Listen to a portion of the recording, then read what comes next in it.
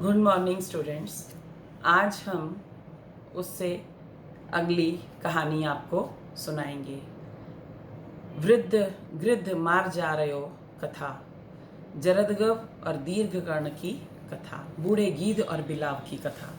इस कथा को प्रमुख रूप से पंडित विष्णु शर्मा नामक विद्वान राजपुत्रों को सुना रहा है। कथानक के संदर्भ में यह कथा चित्रांग नामक मृग तथा क्षुद्र बुद्धि नाम के गीदड़ को सुबुद्धि नामक कौवा सुनाता है। गंगा नदी के किनारे पर गृद्धकूट नाम के पर्वत पर एक बहुत बड़ा पाकड़ का पेड़ था, जिसकी खोखर में एक बूढ़ा गीध रहता था। वृद्धावस्था में उसके नाखून गल गए थे तथा आंखों से भी दिखाई नहीं देता था। उस वृक्ष पर रहने वाले सभी पक्षी अपने अपने भोजन से कुछ न कुछ निकालकर उसे खाने को दे देते थे, जिससे वह पेट भरकर जीवित रहता था। वह गीध पक्षियों के बच्चों की देखभाल करता था। एक दिन की बात है कि एक दीर्घकर्ण नामक बिलाव पक्षियों के बच्चों को खाने के लिए वहां पर आया। पक्षियों के बच्चे उस बिलाव को देखकर भय के कारण चिल्लाने लगे। तभी गीध उनका शोर सुनकर चिल्लाया, यहाँ कौन है? दीर्घकर्ण बिलाव ने जैसे ही गीध को देखा वैसे ही वह घबरा गया कि अब तो गीध मुझे मार डालेगा। तभी दीर्घकर्ण बिलाव ने सोचा कि कोई ऐसा उपाय करना चाहिए जिससे वह गीध मेरा विश्वास कर सके। अतः वह बिलाव गीध के पास गया और उसे नमस्कार करके बोला, मैं दीर्घकर्ण नाम का बिलाव हूँ। गीध को उस पर और भी क्रोध आया, क्योंकि बिलाव पक्षियों के बच्चों को खा जाता है। अतः गीध ने उसे भयभीत करते हुए कहा, या तो शीघ्र यहाँ से भाग जाओ, अन्यथा मैं तुमको मार डालूंगा। बिलाव ने धैर्य धारण करके कहा, आप मेरे वचन सुन ले, इसके पश्चात यदि मैं मारने योग्य हूँ तो अवश्य मार डालें।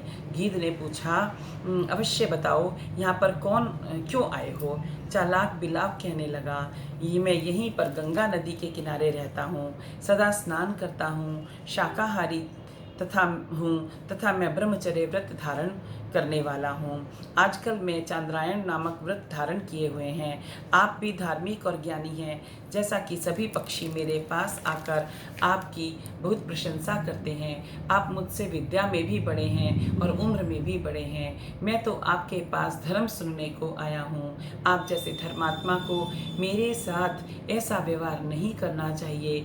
मैं तो आपके पास अतिथि के रूप में आया हूँ तथा अतिथि का सदा सम्मान करना चाहिए।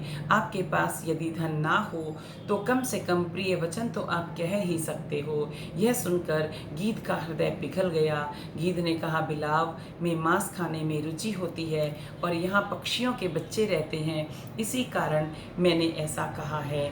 यह बात सुनकर चालाक बिलाव भूमि को छूकर और अपने कानों को स्पर्श करता हुआ कहता है, मैंने तो धर्म शास्त्रों को सुना है, इसी कारण मुझे वैराग्य हो गया है। मैंने आजकल कठिन चांद्रायण व्रत को भी धारण कर रखा है। फिर मैं जानता हूँ कि सभी धर्म एक मत से यह बात स्वीकार करते हैं, अहिंसा परमो धर्म है, अर्थात अहिंसा ही परम धर्म है।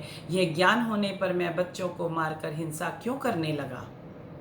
बिलाव ने अनेक धार्मिक बातों पर प्रकाश डाला।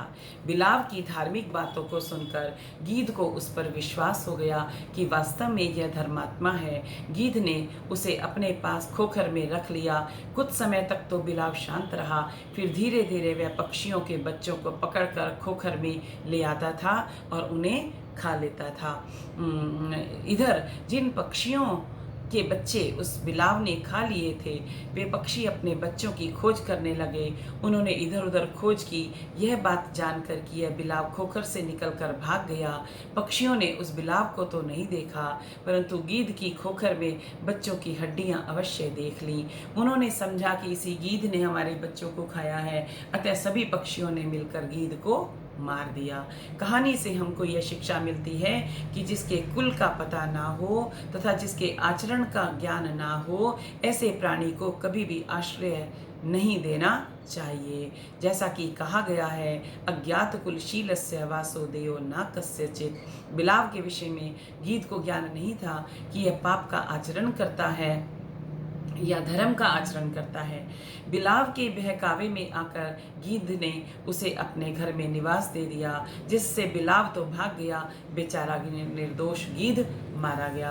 अतः ये समझ लेना चाहिए कि कभी भी जिस व्यक्ति को हम नहीं जानते, उसका व्यवहार नहीं जानते, जिसके कुल को हम नहीं जानते, उसको कभी भी अपने घर में आश्रय नहीं देना चाहिए, क्योंकि वह कभी भी हमारा अहित कर सकता है।